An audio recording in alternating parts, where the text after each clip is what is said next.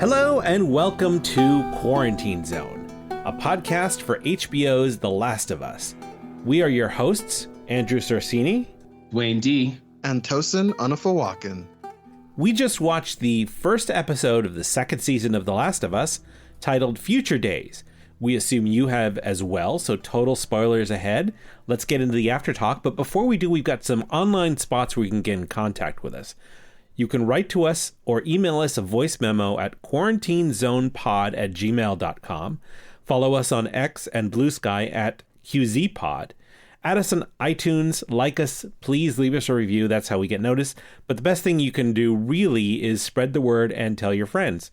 This episode was written and directed by Craig Mazin, who was the season 1 showrunner and who also directed the miniseries, or created the miniseries Chernobyl, which is a fantastic series. Dwayne, why don't you hit us up with a recap of what this episode was? All right, here's the quick recap. We open up to a scene in a formal baseball park. You see giraffes grazing as a group of young people stand by a makeshift graveyard. They're what's left of the Fireflies. It's clear that they tried to save the wounded that Joel left behind when he retrieved Ellie from the sort of like hospital facility. It's also clear that they don't believe that the Fireflies were planning on killing Ellie to extract a cure or immunity or whatever from her. They're just mad. One of the younger Fireflies, Abby, seems to want to go after Joel, while the others would rather go to Seattle, where the brother of someone named Ed has a settlement with resources where they can rebuild. The young Fireflies come to the conclusion that they have to head to Seattle, but they promise Abby that when they get to Seattle, they'll find what they need there, and then they'll travel to find Joel and kill him slowly. Then we jump to 5 years later. Ellie's practicing a sort of martial arts fighting technique. She takes down a man who's about 3 times heavier than her, and it's pretty clear that she's dangerous. She's virulent. She's not just the girl running from the bad guys anymore. They're in Jackson Hole, Wyoming, which is one of my favorite ski towns, and it's a settlement that we saw last season where Tommy was. It's thriving. It's buzzing with activity. Joel's teaching Ellie's best friend about electricity, specifically circuit breakers. We see Ellie using running water. Jackson Hole is very much a robust community, and it's New Year's Eve 2028. Tomorrow is New Year's 2029, and we realize that Joel has become part of the council. He's helping rebuild the place, and that's kind of what his occupation is right now.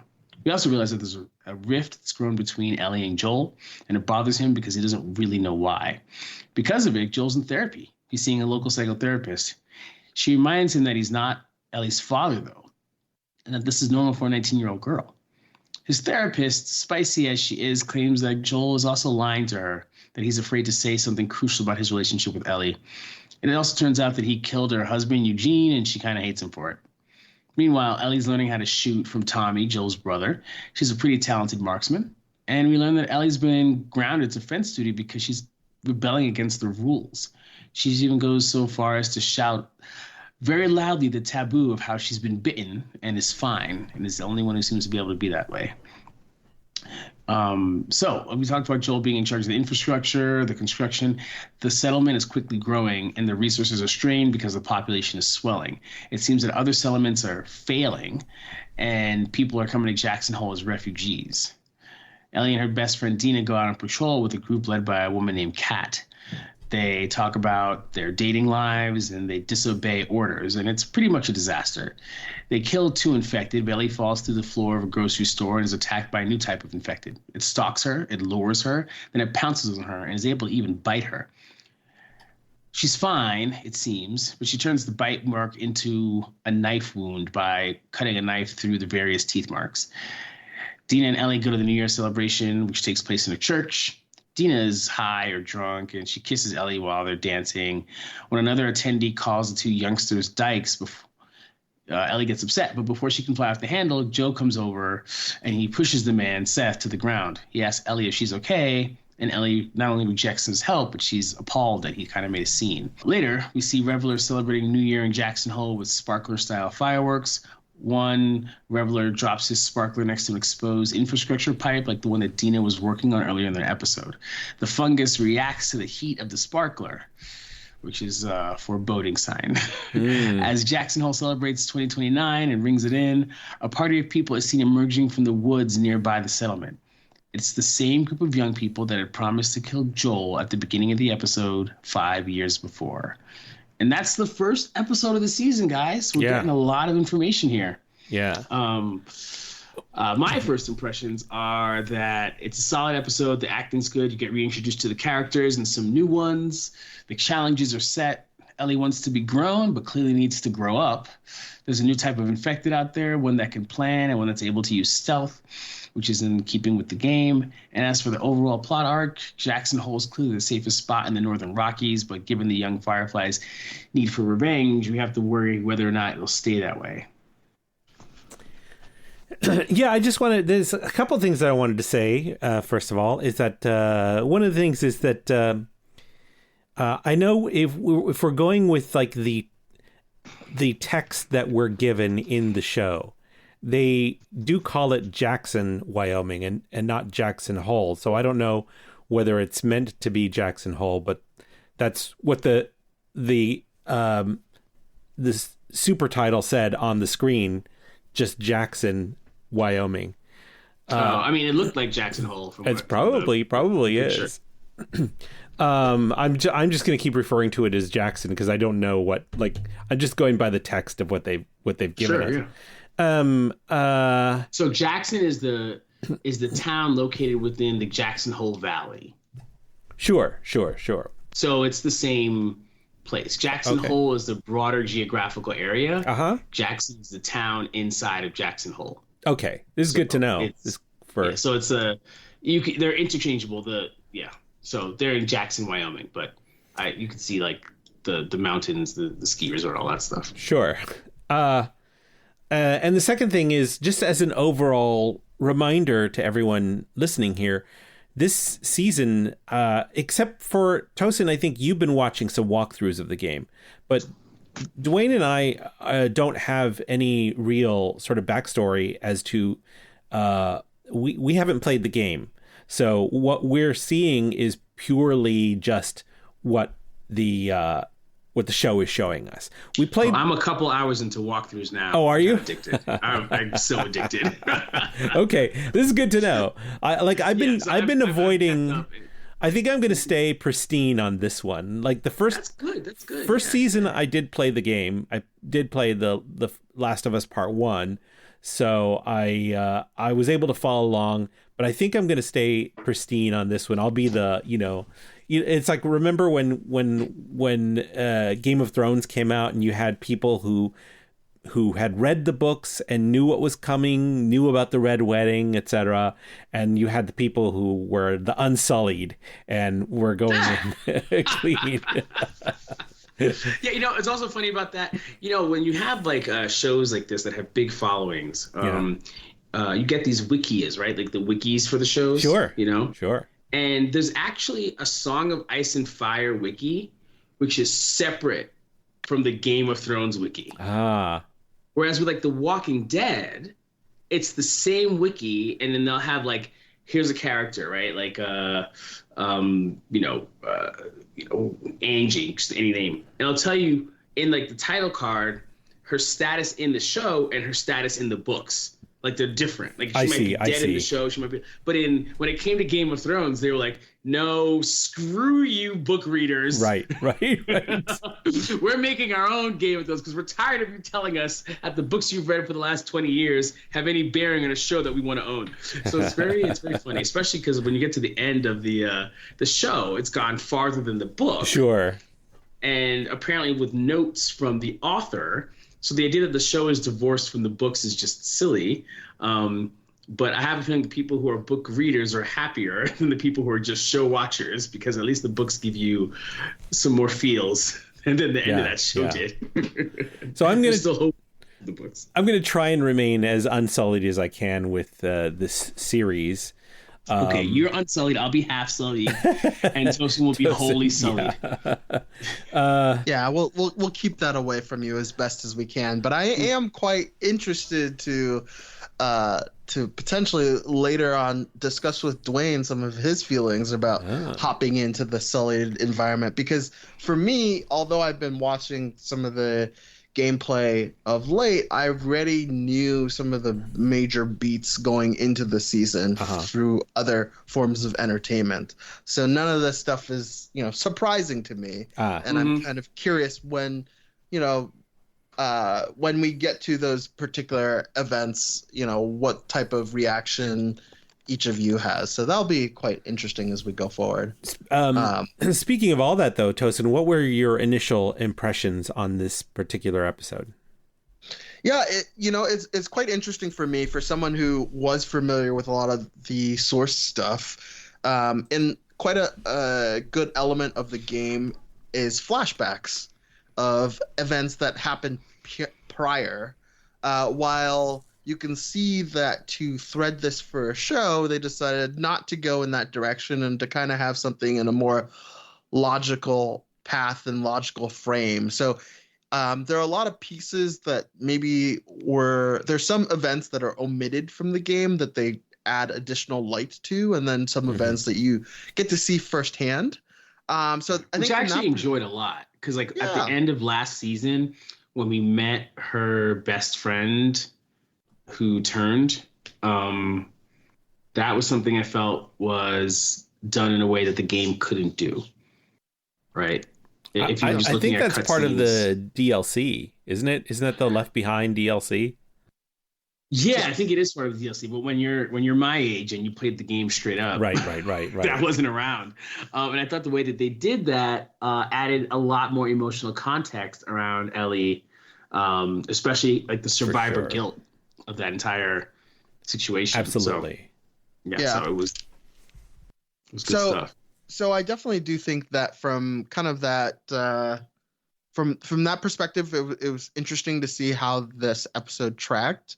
I think for a lot of folks who are familiar with the actual storyline, you may have been looking for, expecting other sorts of beats along the way. And so it'll be interesting to see. It'll be interesting tracking those in the future episodes.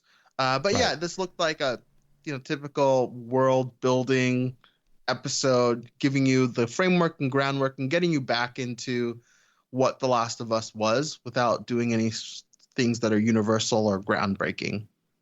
Right. I felt that this was like a solid first episode of a new season episode. Sets the scene. They established the new situation, the threats, though not the quite conflicts. Although I feel like they haven't quite established what the overarching character goals are yet. Like, I feel... You don't think so? No, I don't think so. I feel like, or not the overarching character goals, and also not the overarching story arc yet. Like, we don't know. We know a little bit, like Joel would like to reconnect with Ellie, so we know that, but we don't know like what the plan is for everybody. What the plan is for the Fireflies once they conflict with Joel. Like, what do they plan to do after that? Yeah, but that's it. I mean, what's the big plan? What's the big plan for Jackson? What's the big plan for Ellie? And I mean, I see what you're saying, but I also kind of feel like as a parent, right? Yeah. I was looking at it, and my children are nowhere near as old as like 19, but part of me is like, I'm going to be older and I'm going to be kind of out of touch and be watching my weird movies, and my kids are going to be rejecting me and dressing like the people in my weird movies, and I kind of felt like pre-empathetic for myself because of what I was seeing in Joel's situation. And then with Ellie, I also am young enough to remember being the sort of outsized, I don't want to comply, whoso would be a grown-up would be a nonconformist, Emerson Thoreau situation, like not wanting to follow the rules, thinking I had all the answers. So I'm definitely like, when it comes to these two characters, Joel and Ellie, I'm definitely feeling that conflict. And then the confusion about who to date and why, is it a friend? Is it someone I'm dating? That stuff's was always around, especially. And then you just throw in the fact that there's like nobody there. There's only one other, lesbian woman in the whole settlement, which is like, I feel like that's like random because if you're in at least my part of the Rockies, there are a lot of LGBTQ people that are chilling and they all know how to shoot too. And then you've got well, isn't it implied that the other person that she might that she's been with may have also, like, isn't there implied that there's more than that? No, the implication was that Kat was the only other lesbian. Okay. Right. And then like Dina is like whatever is clever. Never heard that expression before, but yeah. Yeah, she's like, Dina's like, this is the moment I'm in, and this is the moment I'm taking. Like, this is the shot. I got the shot. I'm taking it. Right. And then because with Dina, she's also like, we broke up. Yeah, we might be back together next week, but for now we're not. Right. So she's kind of, I don't want to call her whimsical, but I feel like she's at a place in her life where she's like, death's around every damn corner. I'm just going to kind of do what I want. And this is a segue a little bit. Yeah. But if you look at some of the other like stuff where it's got like kind of this YA vibe, like the youth are the ones who are going to end up saving the world. Right. A really popular book series out now, the Empyrean series, The Fourth Wing. All the kids in the dragon school, they're all school. super. Say again? I said, of course it's Dragon School. It's like Harry Potter, except it's Dragon School, not Magic School, and people hook up. And it's crazy violent. But at the end of the day, under these extreme pressures, the rules about our way of thinking, like, oh, someone's got to be gay or not, or whatever, those are just like more broken down. So when Dina's like, I'm going to go ahead and just kiss you right now, it's kind of a shock to her and Ellie that someone would be so ridiculous and from their perspective to say, this is a church, what are you doing? Because they're like, dude, church, like, where's God? Like, there's infected running around. We're living in a post-apocalyptic hellscape. Like, what the hell? So it was very interesting to sort of see that juxtaposition. Like, that guy clearly predated the fall of mankind. Sure. Right? I did think it was a little weird that there were still some hang-ups about LGBT people post the fall of mankind. I know when someone like Joel is slinging weed, like Joel is at once slinging weed and then also saying, this isn't your first drink of the day, shame on you, to his psychotherapist, I'm sorry. You're like, okay, rules have definitely broken down. So the idea that that guy, Seth, was somehow surprised and angry that people were making out on the dance floor, which if you've been to a 6th grade dance, anytime between like 1980 and today, people make out on a dance floor. Sure. Sure. Like that's like 12-year-olds. So 19-year-olds are definitely gonna do that. So I don't know. It was just very, very, it was out there. And it showed because people were kind of like, whatever, Seth. Right, it wasn't like a social thing. Nobody was okay, like, boomer. Seth's right. We have to talk about this. No, they were like, okay, Seth, just get up and leave. Yeah. Also, don't mess with Joel. Right. So like from the beginning of the episode, like the last season, before we met Joel, people were like, I don't want to mess with Joel. I don't want to deal with Joel. And then we meet Joel and he's kicking ass, right? And taking names. We see him vulnerable when he loses his daughter.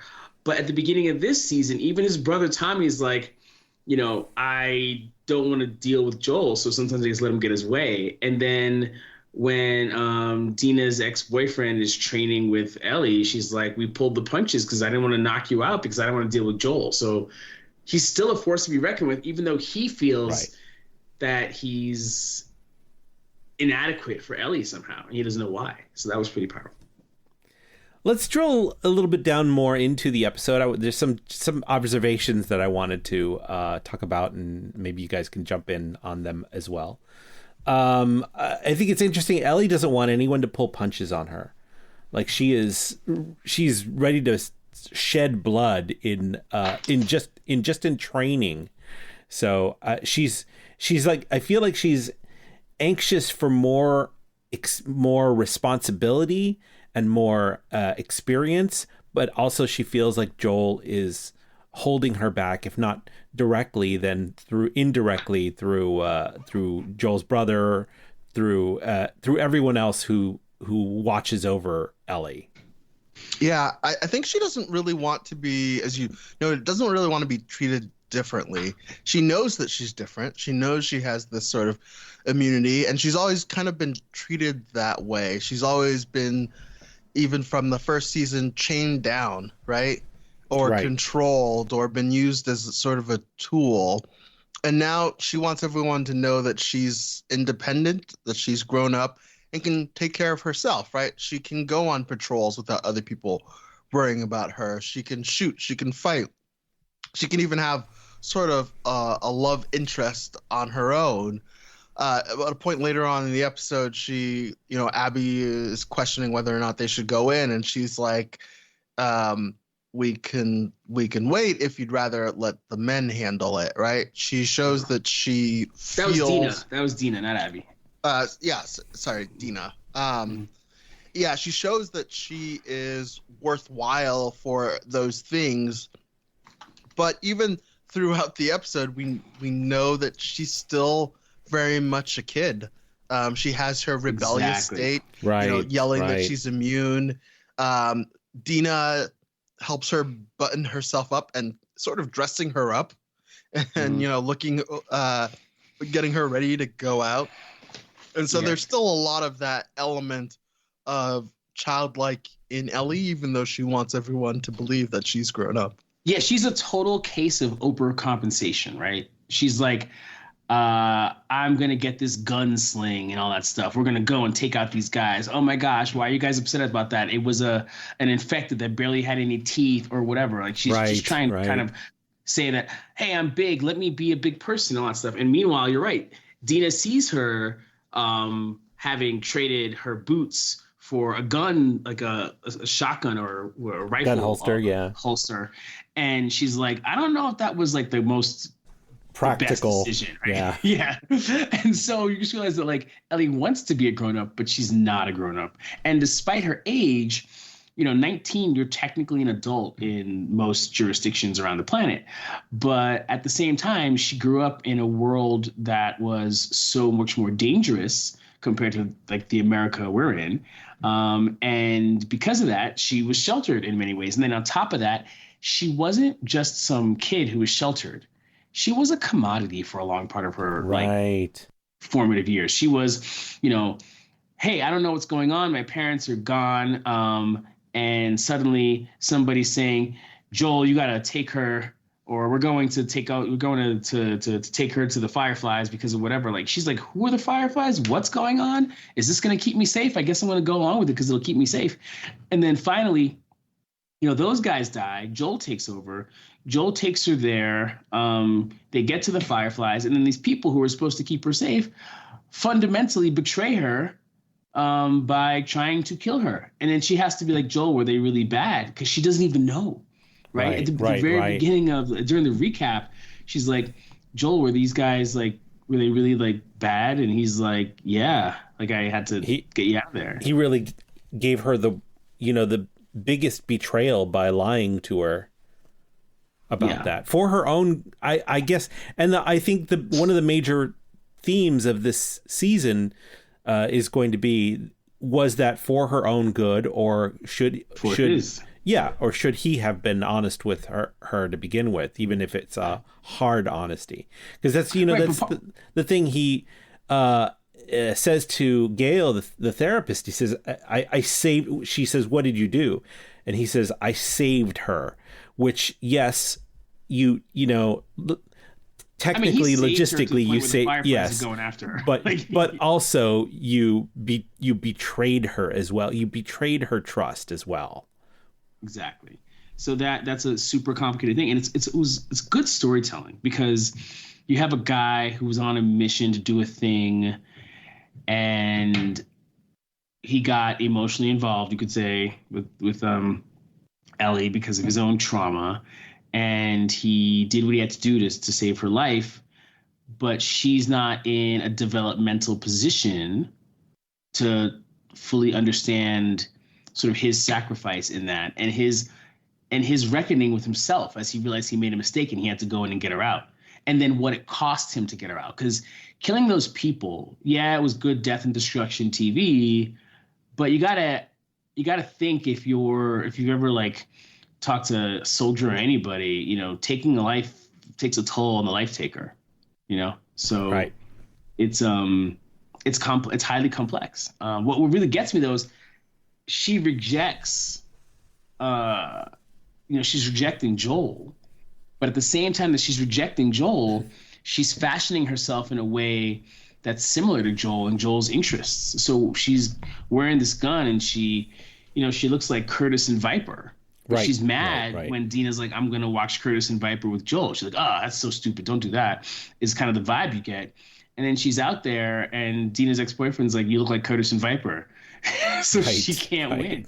Because as much as she might want to not be like Joel, she's becoming like Joel. And how many of us have talked to people when you hit like 30 or 40 and been like, oh my God, I'm turning into my parent, Right. And that's kind of what's happening at a kind of accelerated rate. Right. But at the same time, I think Tosin's 100% right when he's like, she's still a kid. Like, even to the point where Dina's taking care of her in terms of putting on the holster properly. But when they get to the supermarket or the food place or whatever that place is, she's like, let's go in. It's 2-on-1. And then Dina's like, hold on.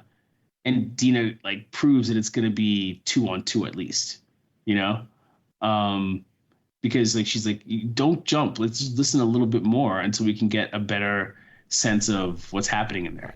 And so Ellie is kind of hot to trot in a way. Yeah. She wants to prove herself, and that's causing her to be reckless. And it must sting her also to hear Tommy saying, you and my brother, you're the same person. Because it's like commingling. She cannot separate herself from the shadow of Joel. Right. And that's partly because during her sort of like formative time, right, she had to look up to him. She learned from him. I mean, he's a survivor, and she clearly wants to know how to survive. The episode does start off from sort of a place of trust and a bond, and maybe it's sort of like a false trust.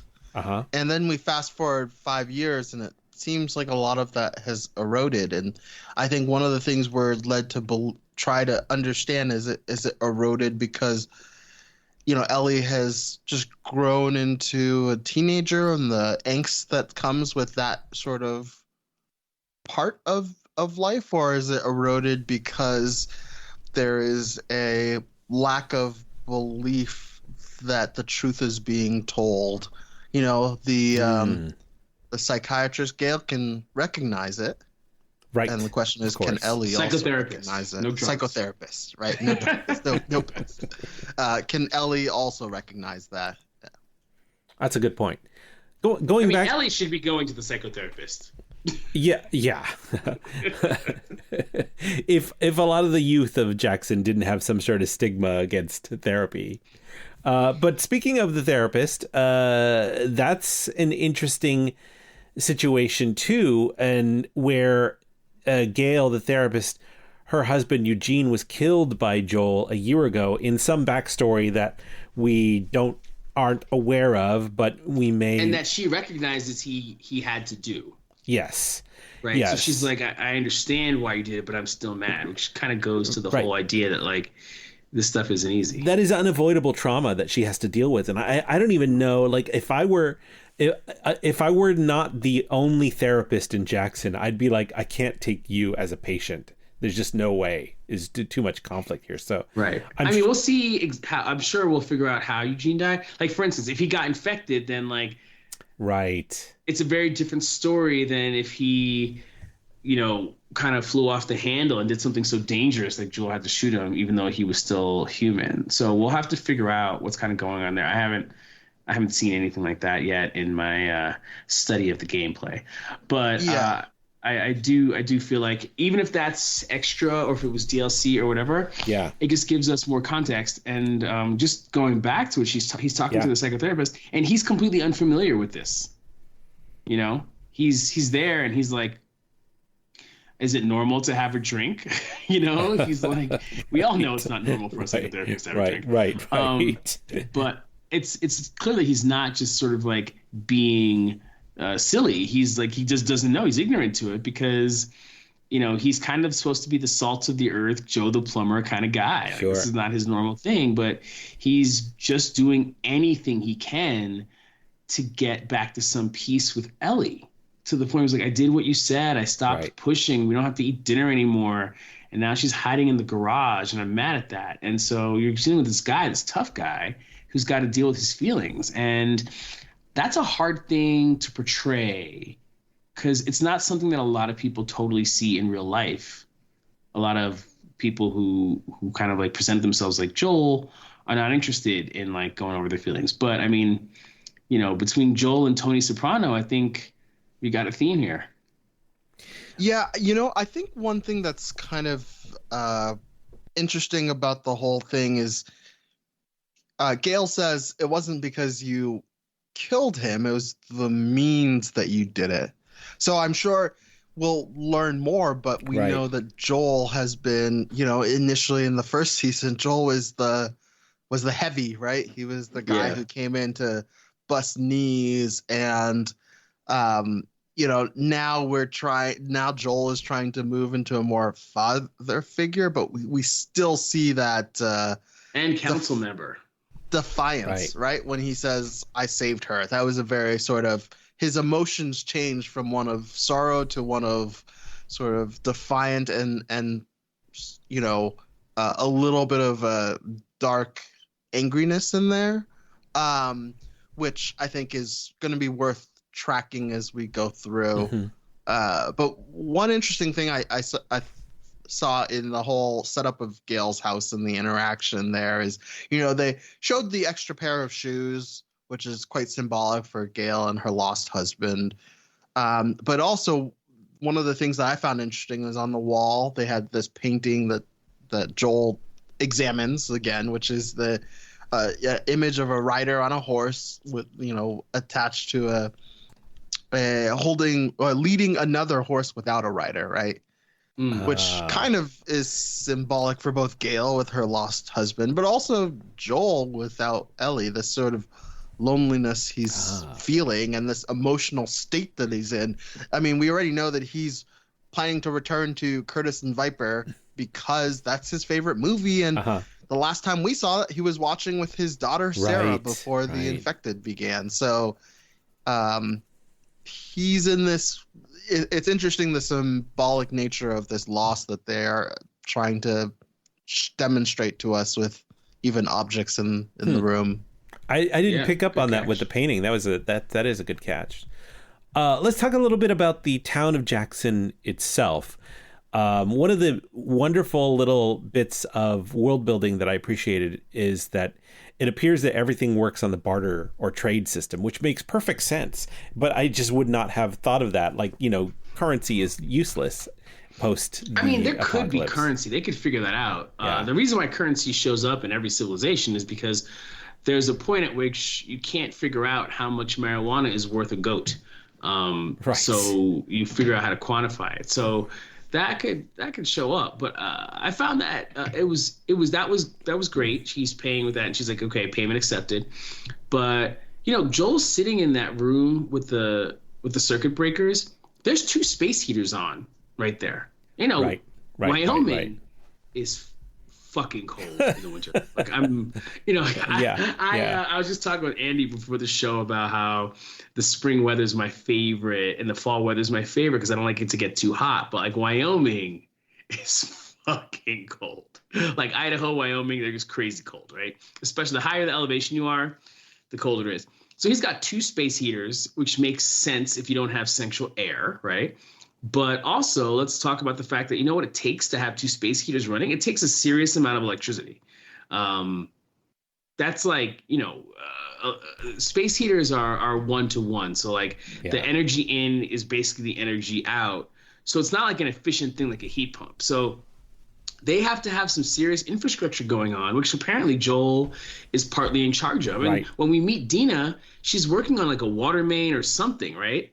Because they're trying to rebuild this infrastructure. So Jackson Hole is, it's not perfect, but it is very livable, even by our standards. Obviously, no internet.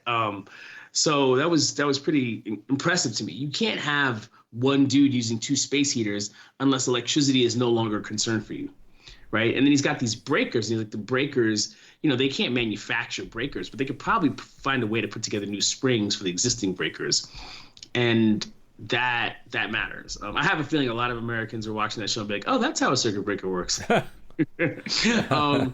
I feel like that was pretty huge. We don't know, Wyoming does have coal. Wyoming does have a little bit of oil. You'd have to kind of go down to Colorado to get more oil. But for the most part, there's an economy that allows for, energy usage. And clearly they've got to be making food, right? And they have enough energy to actually do patrols. So you'll find that in like The Walking Dead or whatever, they would hole up in their spot and they'd only go out for scavenging. They weren't going out to just check out to make sure that nothing was encroaching on their territory. And so that shows that they have true infrastructure. They've got the ability to feed themselves and have extra time to do the patrols and stuff like that. So however, that's a small thing. We also see that the population of Jackson is expanding faster than they can build or accommodate for. That's faster than Joel would like to build, but I'm sure once he turns up the construction meter, we'll be fine. Right. But it also limits, what they can do to expand the town itself. So, and that's Joel's concern about bringing fewer people in or limiting the number of people that can come into Jackson. And it's an interesting concern because he does say, if our lifeboat is swamped, then you can't, then you leave them out there, right? You're no good to anyone if you can't take care of your own. But at the same time, he's like, I need more labor, right? Like, we need more people to get this work that you want done. So, given that he's a construction guy, the people coming in, you never know what talent they might have. So I kind of feel like, while I get what he's saying, I also feel like you have an opportunity to get people in that can help you on your mission of making Jackson bigger and brighter. Also, over time, this isn't like a country with borders. It's Jackson, and other settlements are falling. Over time, you kind of need those other people because you don't want to be in a position where your genetics get all screwed up because there are too few of you. You know what I mean? Right. So if you're just thinking a generation or two down the road, you're gonna need that. But it was interesting for him to say that, and it was interesting for her to push back on that. And it, for the last 10 years, this country has been having a pretty serious immigration debate, and that's one way for the writers to kind of make the show relevant to the viewer in some way, right? They don't give an answer. They don't tell you what they're going to do, but they do tell you that there is a push and pull here where some people, Joel, like, we can't keep on letting people in and expecting things to work because they cause wear and tear on the systems. And then you got a sister-in-law saying, we got to let them in because they don't have any other place to go. So we'll see kind of how that works. And then she reminds him, you were a refugee once too. And that just proves that, back in the day, 5 years ago, when he brought Ellie there after they escaped the Fireflies, he didn't have anywhere else to go. You can't just pull up the ladder now that you're on the other side. Yeah, that's her argument. And he's kind of like, well, the ladder has so many people on it, it's going to buckle. Right. Let's talk a little bit about the encounter in the supermarket, in the abandoned supermarket. So, oh my gosh. Okay, so oh my god. So like everything, there are people online who are just mad at Ellie right now. And I gotta say, I totally understand I understand it. Okay, you go ahead. This is. I'm gonna take a deep breath. This is the first. I was thinking to myself while I was watching this, I am kind of glad that I'm experiencing this for the first time on TV as a passive viewer, because Unsullied. Unsullied. Because if I was playing this experience as a game, I'd be freaking the fuck out. Like, I would be really like shell shocked, especially having this stalker, this intelligent infected coming after me, which is the first new class of infected we've seen since season 1. And I had no idea. That we were going to get an evolved form of infected this season. So I'm sure you guys are like, I mean, I think in the game you do get evolved infected. However, so far I don't recall seeing anyone that is like this. Really? That actually, yeah. that actually hides or goes away or any of that. You'll see others that are new, but this particular style I think may just have been developed for the game. Oh wow! I will say for the show. May have been developed for the show. Or for the show, yeah. Yeah. I will say one of the things that is quite interesting about this whole sequence is there's a lot of the game elements here, right? Yeah. Right. Throwing bottles so that you could make distractions. Did we see anyone throw bottles for distractions in the first season? I don't recall that they did. Yeah, I don't remember that they did either, and that is like a very common action in the game, in the first game. Like that you do that all the time. Incredibly common in the second game.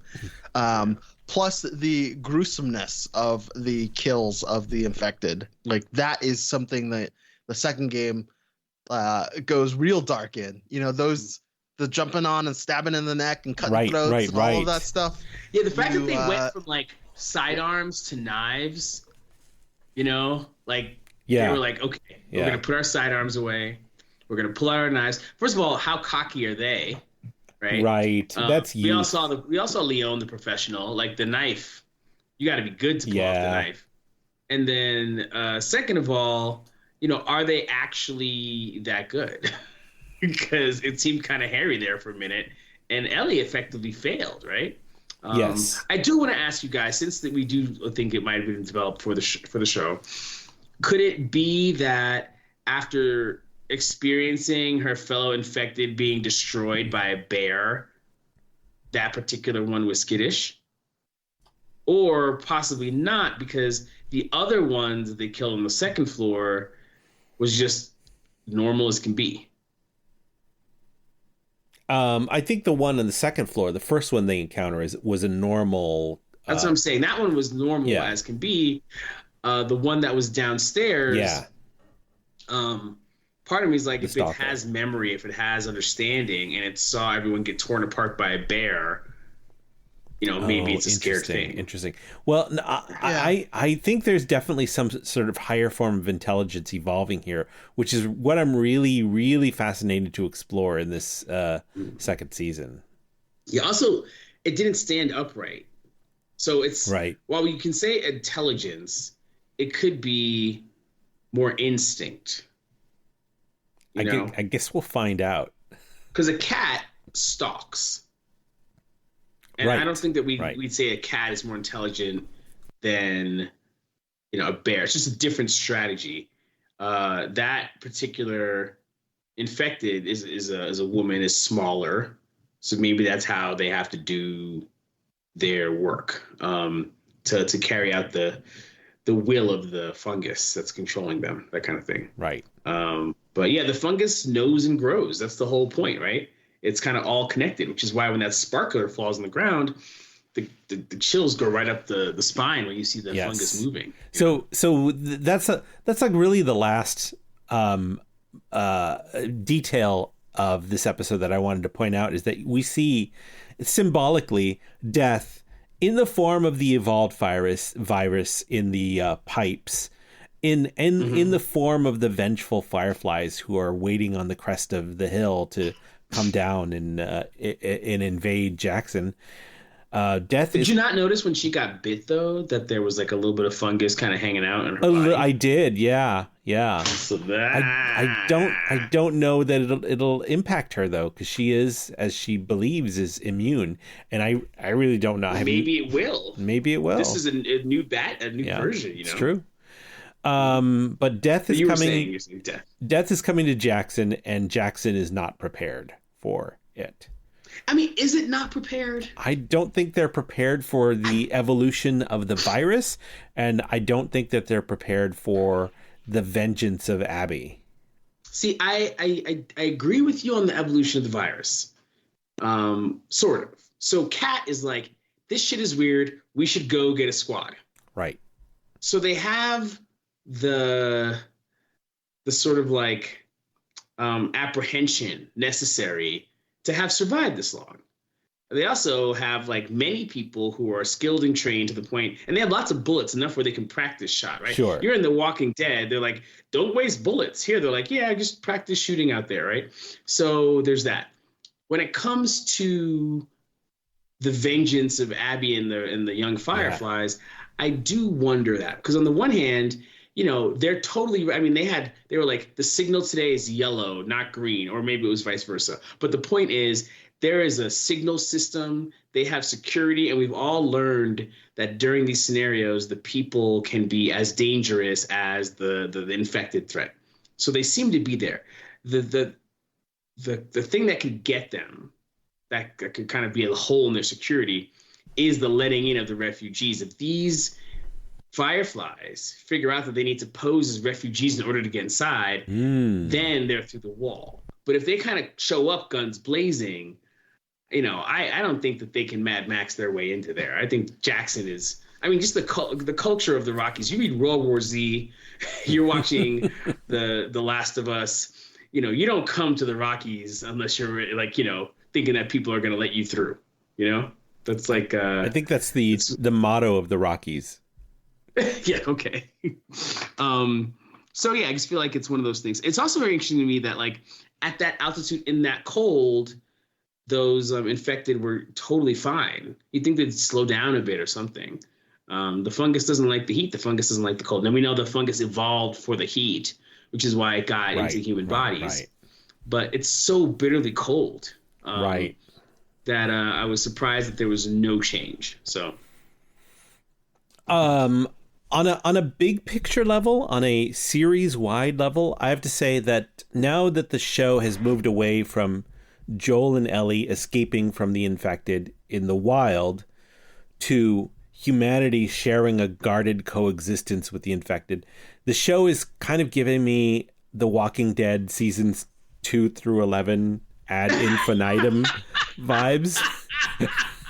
Yeah, which is not that's not a good thing. For those who don't know The Walking Dead, in The Walking Dead, things tend to move in a very focused pattern. The pattern begins with, we're out in the wild, it's so dangerous, and then, oh look, we found a settlement. Oh look, it's safe here, we can breathe. Right. Oh, look, for some reason, the settlement is beginning to fall apart, whether internally or externally. Oh, no, the internal functions of the settlement have gone to the point where people are not noticing that the dead have now encroached upon the settlement. Right. The settlement has fallen. We need to run. We're outside again. And it's so dangerous. Oh, look, there's a settlement. There's another settlement. Right, exactly. Just rinse, lather, repeat. I do not want that to happen with The Walking Dead. Thankfully, what happened with the Last of Us? I mean, with The Last of Us, yeah. Thankfully, as we talked about in our in the last episode, this the showrunner Craig Mason has said that this has a definitive. Well, he didn't say it had a definitive ending. He said he is not planning for this to go past the narrative in The Last of Us Part 2, which is this season and one more season. So we've got a 3-season run, and then hopefully that's it. Hopefully we don't get into 11 seasons of The Last of Us and 7 spin-off part 1, part 2. different spin-off series.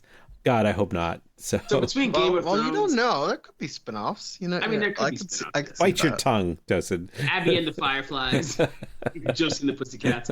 I do think that nowadays when I see a final season, part 1 and part 2, I'm like, oh no, this is not going well. Because that's how it was with The Walking Dead. That's how it was with Game of Thrones. Right. And I just feel like if they're spreading it out that far, the ending isn't good enough to be like, we're going to end this right now, So there's that. But I do think that the idea of a beginning, middle, and end season makes a lot of sense to me. I think that if you you don't have to cover every single moment in the game. What you have to do is capture the essence of the game and give people who are not gamers access to the story, these characters, these themes, and the zeitgeist around it. And I think that's kind of what you need to do. And add color for the people who have played the game. Add all the various things, I think that the woman playing Dina offers a bit of a different take than the stop motion actress that was used for the game. And I think that that is a good thing. I don't know how Dina's hair stays so incredibly fluffy in a post-apocalyptic world, but you could also ask Maggie how she got all the Fjallraven gear she was wearing in The Walking Dead. You don't know. But we paused it when we were watching because Dina's hair is so perfect. I was like, how is she pulling that off?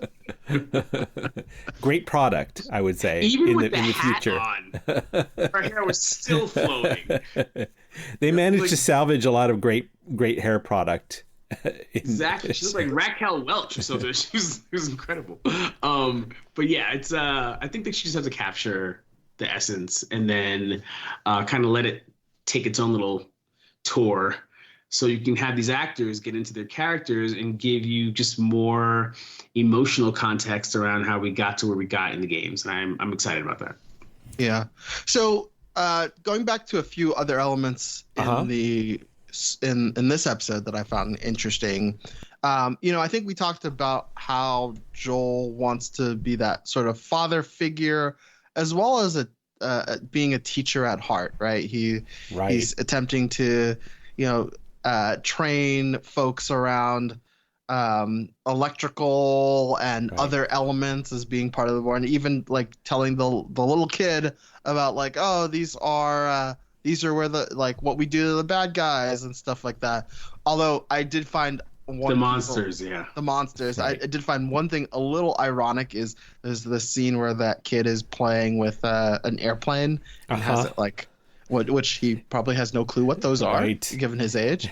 But even in the last season they show you an airplane like that flew once. Yeah, but he crashes it down into a truck, very similar to what happens in the episode 1 of the entire series. That was on purpose for sure. Yeah. That kid pulled my heartstrings a lot, I gotta say. Yeah, but he looks a little too close to home. But yeah, Joel's fixing a guitar. He's not allowing Ellie to be in dangerous patrol. Or guys threatening her on the dance floor. And in his mind, he is doing all the things that he would have done as a purely father figure, right? Even his brother taking him out shooting infected, Joel probably wouldn't have approved of that, right? That's something that is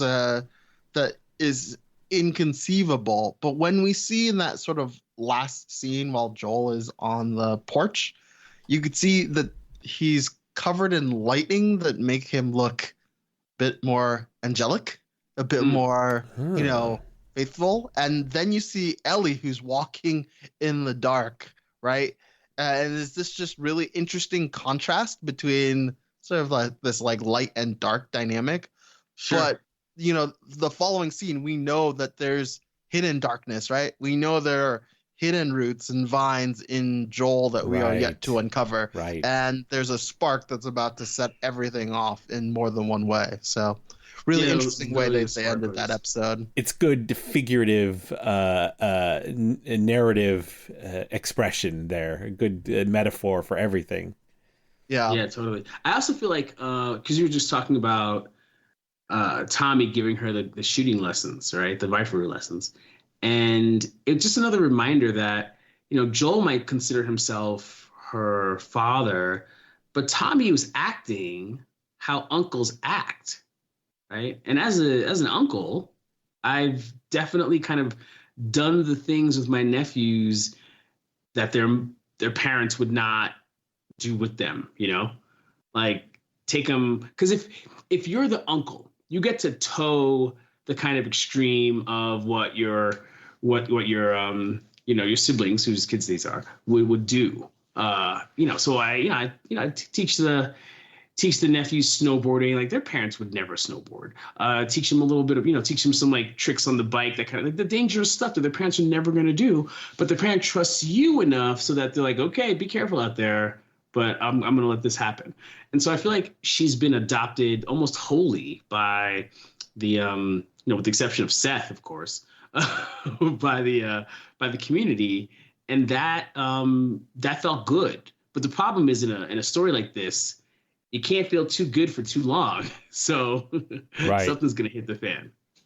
Yeah, you guys just made me think about something else that I saw that I never really put the pieces together. But the little kid that is Joel's nephew. Joel's nephew, he has dinosaurs on his PJs, right?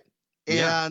And that's like the type of thing that we do with kids nowadays, is like you have dinosaurs or you have all these other things that are things that the kid had no knowledge about, would never have knowledge about, but still kids now have dinosaurs on their... Kind of. I mean, I spent a lot of time with a kid about that age, and the thing about it is that, like, there's, if they have Jackson Hole the way we've seen it, there's books with pictures of dinosaurs. There's gonna be a store where there's like the fossils of like some tiny ones. Maybe some history books. Yeah, but I mean, it's not even history, because in the Rockies, that's where Stegosaurus lived. Like, there are actually bones out there. Yeah, but we have Dinosaur National Park elements of it, right? You, like with planes, he probably seen, well, he has one, history. Yes, but he's never experienced it. But it's not present, right? Right. And that's the plane is the same as a dinosaur. Right, exactly. Okay. So that's just more of the same of, like, we as a society, that's something that we do, right? We instill what happened in the past, and hopefully that continues and is a thread line that people keep passing to one another. Yeah, but it's just like, it's interesting thinking about that. Like, oh, well, kids nowadays they still have dinosaurs on their PJs, right? How many years has it been since, people talking about dinosaurs? Like, less than 150 max, yeah. Dinosaurs on his PJs, and come like in another 100 years, probably still have dinosaurs on the PJs. So quite. And what's funny is that kid probably knows more about dinosaurs than his parents. Still, even after the apocalypse. Exactly. A couple things I just found interesting changes. I think Andy, in the game, Abby's motivation is not revealed early on, and similar to how the series is here, you get to control Abby as a character in the game very early on, so it's not just from Ellie's or Joel's perspective in the game. And then another thing that is a difference in the game is the whole scene with Ellie getting bitten. That does not happen. She has, there's at least fairly early on in the game, there's, close fights and all that stuff, but not as specific. Like, oh, you've been. Yeah, and that's interesting. Bones, like, she was bit. There was a hole. Yeah. There were teeth marks. That is interesting, combined with the fact that we have a new infected. Like, this could be a really new aspect of the show that doesn't come from the game at all. Yeah, and I think if you only have 10 episodes, you have to, like, maybe speed some of those plot lines along, and this might be a way for them to do that. So that's a thing. But I do find it interesting. Ellie, what's interesting also is, as much as Ellie was being immature, it says a lot that she took the knife and she decided to make effectively a knife scar from a bite scar. Right. Because she knew that despite yelling to the world that she survived infected, she's like, this is not something, like, even Dina, her best friend, doesn't know that. Right. So the secret that she has with Joel and Tommy is a secret. And despite her sort of, like, not wanting, Joel to be in her life, she has to realize that, when the shit hits the fan, if people do find out, like, Joel's going to be the only one she can trust on that level. So right. All right, let's move into the technical aspects. This is where we talk about some of the behind-the-scenes elements we enjoyed in this episode, like music, acting, visual effects. I had a lot of music, acting notes here. Caitlin Deaver, who shows up as Abby, and I'm sure we'll see in a majority of this season. I thought she was fantastic. She had, like, one real acting scene in this episode, the first scene in the movie, but I think she really knocked it out of the park. You got the intensity, like you got the right person for the part to deliver that intensity of angst, of anger, and that anger almost mirrors what Ellie is experiencing in some level. Right. I really enjoyed her in Booksmart. Oh yeah, that's right. Mm-hmm. Yeah. She was recently in Netflix series called Apple Cider Vinegar about a biopic about a con artist, an online con artist. Catherine O'Hara, who is always fantastic. She, as Gail, the therapist, she was fantastic once again. Mm-hmm. Loved her. Yeah, I hope we see her throughout the season. I hope it's not just like a one-time thing. She's also on The Studio, which is the Apple TV Plus series as well. Isabella Merced as Dina. I've seen Isabella Merced in about a half a dozen things, and I never recognize her because she always looks different to me in every role, and that is a me problem. Not what else has she been in? She's Dora the Explorer in the live action movie. She was in Alien. What's the latest Alien movie that came out? Prey? No, that's Predator movie. Oh, whoops. Alien Resurrected. No. Alien Romulus. For some reason, I was thinking Alien Romulus. Yes, she's in Alien Romulus, but I didn't recognize her. So like but she's a great actress too, and I hope we see. And she really this series, she has more charm and charisma. Like it's really gonna cement her in my mind, this role, because I think she's got more charm and charisma as she's Dina. All the charisma. She's all the charisma on the stage right now. Yes. Her and her ex-boyfriend. Right. And that guy, he was in Beef, the Netflix series. Yes, he was the young brother. Manzino. Right, yeah. So young Manzino, he played the brother of Stephen Young. Right. He I think he was nominated for an Emmy for that role. And it is cool to see like their relationship is one where he's like, all right, I'm trying to be cool here. These kids. Right. It's like baby's kids. We see briefly at the New Year's Eve party with the band, we see briefly season 1 composer Gustavo Santaolalla in a cameo shot playing the mandolin, which I thought was a nice touch. This season's score is being done by a new composer, not Gustavo Santaolalla, but David Fleming, which I feel like hearing this score, it's in the same milieu. It's got similar arrangements, but it's distinctly different than Gustavo Santaolla's score from season 1. I feel like it's 5 more years later, energetic and percussive. Yeah. And I can tell that it's a different. He's putting his own spin on it. So I think that's interesting. I think that's going to do it for this episode of Quarantine Zone. So I'm going to go around the table and ask you guys. I'll start with you, Dwayne.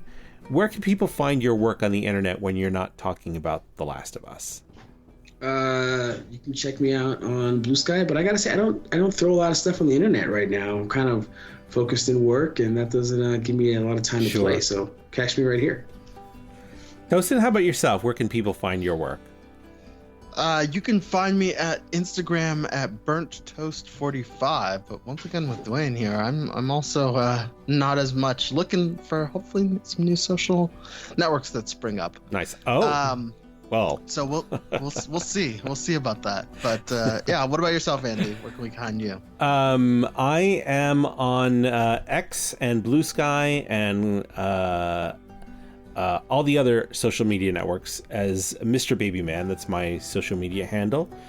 Our X and Blue Sky here at Quarantine Zone is QZ Pod. We're on all the major podcast distribution networks, iTunes, Spotify. So add us, tell your friends, and until next week, drop us an email or tweet us or X us and leave a comment on iTunes. And I think that's going to be it until next week's episode. So we'll see you guys next week.